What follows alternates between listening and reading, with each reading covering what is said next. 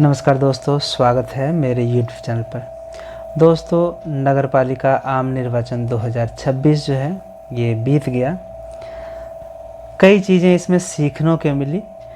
हालांकि खट्टे और मीठे जो अनुभव होते हैं वो तो हमेशा से रहते हैं। 18-19 वर्षों का जो मेरा अध्यापन का अनुभव है, इस दरमियान मैंने first polling officer, second polling officer, third polling officer के रूप में काम किया है। और बोकारो आने के बाद मैंने प्रिजाइडिंग के रूप में भी काम किया है, प्रिजाइडिंग ऑफिसर के रूप में। पंचायत निर्वाचन जो 2022 में हुई थी उसमें भी मैंने काम किया एज अ मास्टर ट्रेनर, फिर प्रिजाइडिंग ऑफिसर के रूप में भी काम किया।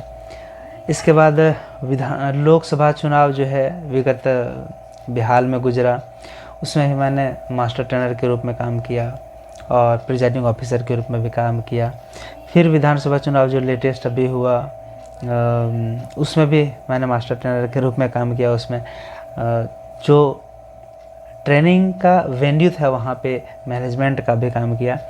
और ये सारी जो तस्वीरें आप देख रहे हैं ये नगर पालिका आम निर्वाचन 2026 की हैं।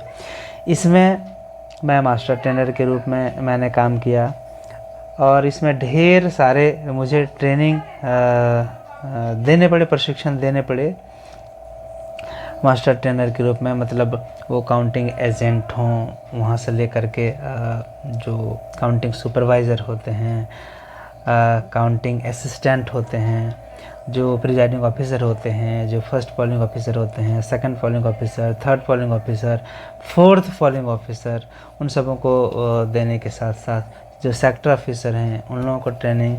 फिर इस दरमियान आरओ भी बैठते थे और एआरओ भी बैठते थे। तो सारे लोगों से सीखने के साथ साथ और ट्रेनिंग भी हमने दी। इस बार की ट्रेनिंग में क्या हुआ कि कई बार रातों को भी काम करना पड़ा, जैसे कि पीपीटी बनाना, उसको तैयार करना। बोला गया है एक पीपीटी बनाने के लिए, तो हमने 2-2 पीपीटी तैयार किया, क्योंकि अलग अलग लोगों को, अलग अलग तरह के ऑफिसर्स को ट्रेनिंग देनी होती थी।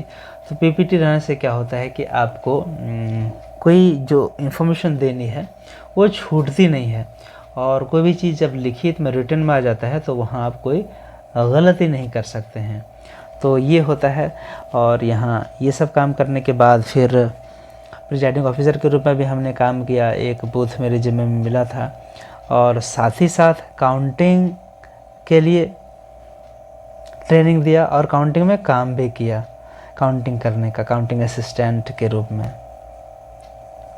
तो लुबाब यही है अनुभव का कि सब कुछ ठीक रहा, अच्छा ही रहा। एक सेक्टर ऑफिसर के जिम्मे में 10 से 12 स्टेशन यानी कि बूथ, तो जरूरत के हिसाब से वो कम ज्यादा होता है।